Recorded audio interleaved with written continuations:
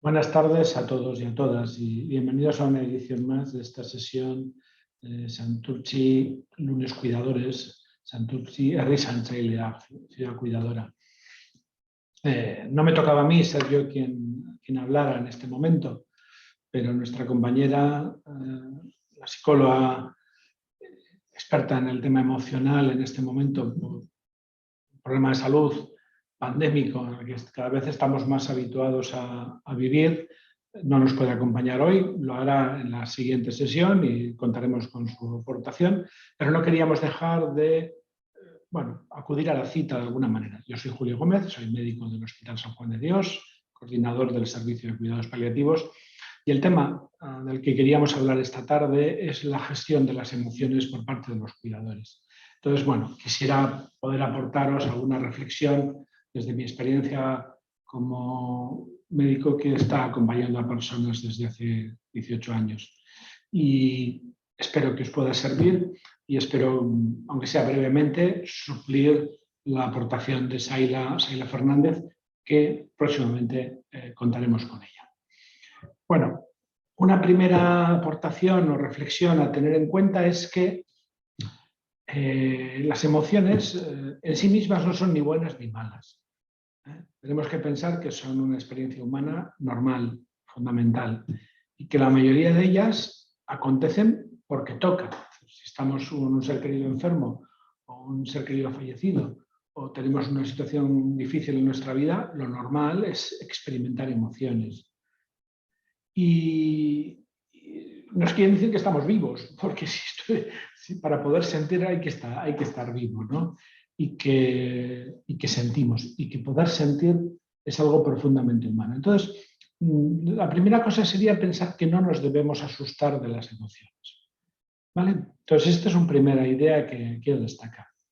Sentimos, ¿vale? Es normal, está bien. ¿Qué podemos sentir? Pues podemos sentir muchas emociones, muy diversas. A veces no sabemos ni ponerles nombre porque en cierta medida todos sufrimos de un cierto analfabetismo emocional a la hora de poner palabra a los sentimientos y a las emociones que vivimos. Pero lo que está claro es que las vivimos. Si intentamos agruparlas o intentamos ordenarlas, podríamos destacar como cuatro emociones como más importantes. Podemos sentir tristeza, podemos sentir miedo, podemos sentir ira, enfado y podemos experimentar y sentir amor. Las emociones que nacen en nosotros no son algo inútil, tienen una función, tienen un sentido y tienen una utilidad para nuestra vida. Y si las miramos de esa manera, empezamos a poder asumirlas de un modo diferente y no como un obstáculo para nuestra vida, sino como una oportunidad para vivir. Si pienso en la tristeza, esta emoción, que yo creo que todo el mundo la hemos experimentado en algún momento, es una emoción que nos permite afrontar el pasado. En la medida en que podemos mirar atrás, podemos dolernos de lo que hemos vivido cuando esto ha sido duro, difícil, y nos permite a través de esa tristeza aceptarlo. La tristeza está bien. El problema de la tristeza es cuando nos desborda y en lugar de ser una tristeza como la que tocaría sentir, se convierte en un cuadro depresivo. Esto ya estamos hablando de una patología. Yo suelo explicar de un modo muy sencillo, cuando yo estoy triste porque mi padre está enfermo en la cama y el pronóstico que tiene es incierto y no sé qué va a ser de él y lloro, estoy triste, no tengo una depresión. Si yo estoy llorando porque veo caerse las hojas de los árboles, a lo mejor tengo un problema. Pero sentir la tristeza ante una realidad que invita a estar triste, porque somos humanos y porque queremos a nuestro ser querido, no es una patología y no debemos convertirlas en una patología. ¿De acuerdo?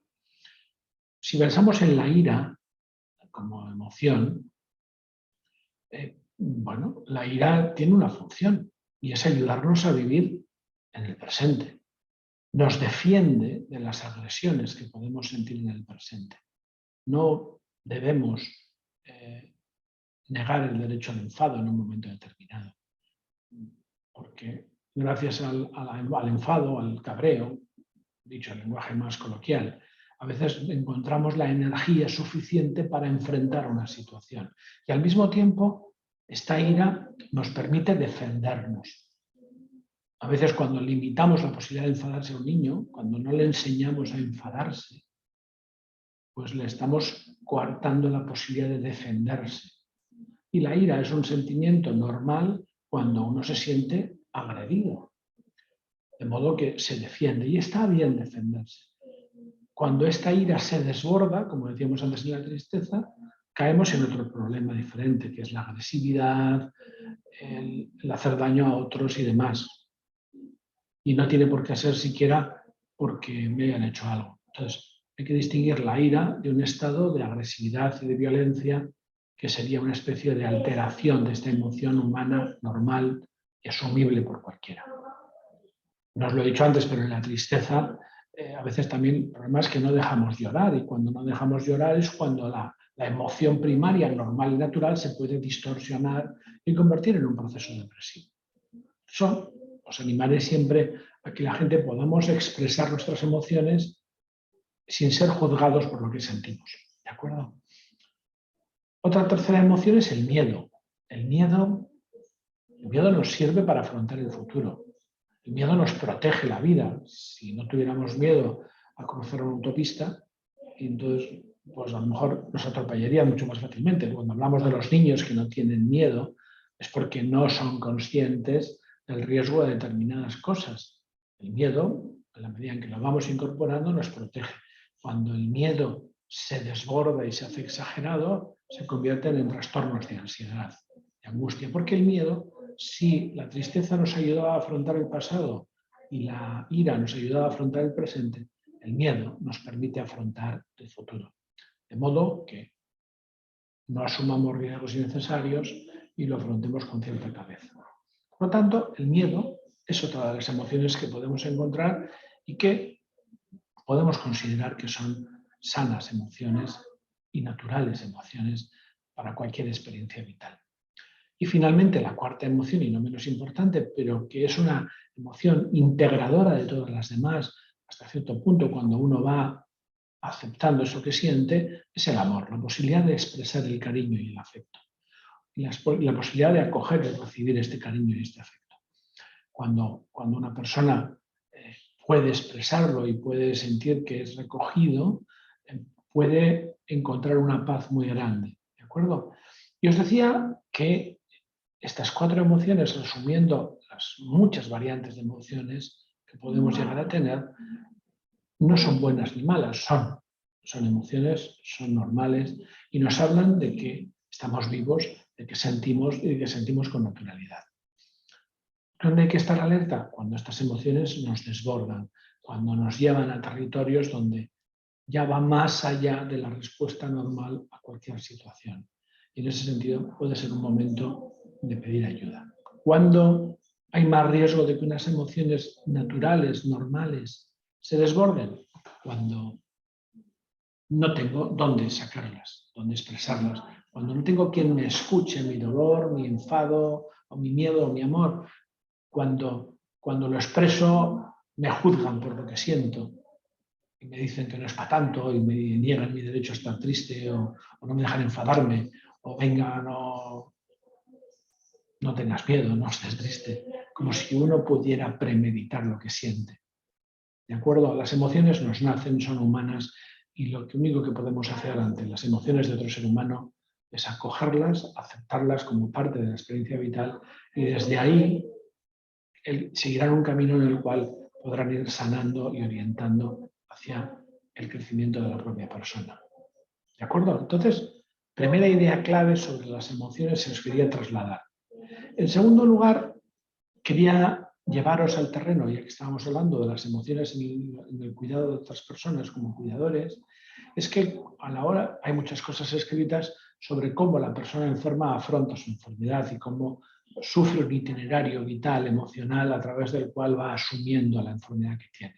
Bueno, pues de igual manera la persona que está cuidando de esa persona enferma, este cuidador o cuidadora, cuando afronta el cuidado de una persona querida, va a pasar por un itinerario y por una serie de emociones muy similares. El problema es que a veces el ritmo de la persona enferma y el ritmo de la persona cuidadora son distintos. En la medida en que se van acompasando, la comunicación entre ellos es más sencilla. Pero en cualquier caso, el itinerario hay que recorrerlo al ritmo que sea y como cada uno pueda. Y para eso a veces no está mal contar con un poquito de apoyo para guiarnos en este itinerario. No es extraño que vayamos pasando por una etapa en ese acompañamiento de la persona enferma en donde me acaban de informar de lo que pasa, de lo que tiene, de lo que viene, de lo que va a pasar y no me lo termino de creer. Es como, no puede ser, esto se han equivocado, esto no me está pasando a mí, no puede ser posible. ¿Cómo es posible que esto le esté pasando? Me resisto a aceptar esta realidad, quiero hacer como que no está, me gustaría hacer como el avestruz, o dormirme y despertarme y pensar que todo fue un sueño. Esto es un mecanismo de defensa. Negar una realidad es un mecanismo de defensa. Es ese mecanismo por el cual nuestro cuerpo, nuestra mente, nos protege de algo que sentimos que no podemos afrontar. Es una reacción profundamente humana y natural. Por lo tanto, la vamos a afrontar y la vamos a ir llevando hasta que esta negación de la realidad se va desmontando porque la propia realidad se impone o porque a veces alguien nos tiene que aterrizar. ¿Por qué? Porque a veces esa negación y esa actitud de no es posible, no me lo creo, nos puede llevar a formas de cuidado, a formas de actuar que puedan ser peligrosas para la persona cuidada. No puede ser que no pueda comer. No, si puede comer, claro que puede comer, le voy a dar de comer y la persona enferma ya no traga bien y no es viable darle de comer. Y en ese esfuerzo por alimentarle que nace del cariño y del deseo de que la persona mejore y viva, le puedo provocar una neumonía porque ha aspirado la comida que le estoy intentando dar con todo el amor del mundo. ¿De acuerdo? Esta negación, esta resistencia a aceptar es una fase de este proceso. Va a venir un momento en donde, enfrentada a la realidad, nos encontraremos ante la realidad cruda, dura, esa que no quería ver. ¿Y sobreviene? Pues ¿qué va a venir? La tristeza. Esta tristeza, estas lágrimas, con mucha agua o con poca agua, son parte de un proceso natural y profundamente humano. Son la puerta de acceso a la aceptación de la situación. Solo llegamos a aceptar aquello que hemos llorado, es decir, aquello de lo cual nos hemos dolido y necesitamos haberlo pasado. No tengamos miedo a la tristeza que nos nace del camino de aceptación, del camino de adaptación a la situación que nos toca vivir. Y cuando la tristeza va avanzando y va dejando paso a una etapa de, bueno, mis fuerzas se agotan, de alguna manera me rindo, dejo de pegarme con la realidad, empiezo a aceptarla y esta aceptación me lleva a decir cómo vivir esta situación de la mejor manera posible. Empiezo a intentar organizar mis recursos, los apoyos y demás para gestionar esta situación de la mejor manera posible y al mejor servicio de la persona a la que cuido, pero también pensando en mi propio cuidado. Y es verdad que este itinerario, desde la negación a la tristeza y a la aceptación, a lo largo de un ciclo de cuidado, y sobre todo si son cuidados de muy larga duración, uno va pasando por etapas, sube, baja, vienen crisis que vuelven a hacernos vivir. Cuando nos habíamos ya plantado en una situación de aceptación, esta enfermedad empeora, viene otra crisis y me toca volver a hacer el recorrido. No pensemos que es algo estático, pero lo cierto es que es profundamente natural, humano y profundamente universal. Nos pasa aquí, en la China y en donde sea. Son experiencias profundamente humanas. Bueno, la realidad es que sentir es humano, es normal, está bien, y que esto nos lleva a experimentar un sufrimiento. Pero este equilibrio del sufrimiento nace de la percepción de una amenaza, algo amenaza mi integridad, la integridad de alguien querido para mí, la seguridad y la estructura de mi vida, la que tenía montada, y por otro lado los recursos que tengo para enfrentarlo. ¿Cuál es el reto? Que alguien nos ayude a objetivar cuál es el grado de la amenaza que estoy enfrentando y que alguien potencie los recursos, los propios y los externos, para enfrentar esta amenaza. Y así la experiencia de sufrimiento seguro que se va disminuyendo al potenciar los recursos y disminuir la percepción de la amenaza, que siempre al principio nos parece enorme, pero en la medida en que uno la va gestionando y la va objetivando, puede ser más clara y definida. Por fin, al final, y para cerrar este ratito de comunicación con vosotras y vosotros sobre este tema, es muy importante que podamos tener dónde compartir nuestras emociones. Es muy importante sentir que tengo soporte, un lugar en donde yo pueda compartir lo que siento, pero compartirlo sin que me juzguen, cómo sientes eso, pero no puedes sentir eso, cómo dices esto, sin que me juzguen, donde me validen y me digan, ¿cómo no vas a estar triste si está tu padre tan enfermo o está tu madre tan enferma? ¿Cómo no vas a estar triste? Me den derecho a sentir lo que siento. ¿Cómo no te vas a cabrear si sientes que se podían haber hecho las cosas de otra manera? Que me den permiso para sentir, porque tengo derecho a sentir. Y un lugar en donde poder sentirme recogido y cuidado. En la medida en que me siento recogido y cuidado, sin ser juzgado y siendo validado, tengo la oportunidad de hacer ese itinerario para gestionar mis emociones. Saila Fernández, cuando tengamos una sesión con ella, seguro que nos da además estrategias interesantes para esa gestión, pero hay una base fundamental, saber qué tengo, con quién y dónde manejar esto. Y ahí tenéis el servicio de Saindus del Ayuntamiento dentro de esta apuesta global por cuidar a nuestros convecinos, en donde podemos sentirnos acompañados y ayudados cuando sentimos que la situación nos desborda. Por lo tanto, aprovechémoslo y usémoslo. Y nada más por mi parte. Teníamos preparado, Saila, algo más largo y mucho más profundo, pero bueno, las circunstancias no han permitido que sea así. En cualquier caso, no queríamos faltar a la cita. Os aporto estas pistas y estas orientaciones y me despido agradeciendo a los que os conectéis al canal para escuchar estas cosas, difundirlas, compartirlas y el siguiente lunes cuidador esperemos ya contar con Saila y con la tarea que está haciendo maravillosa desde el soporte emocional a las personas cuidadoras. Un saludo y hasta pronto.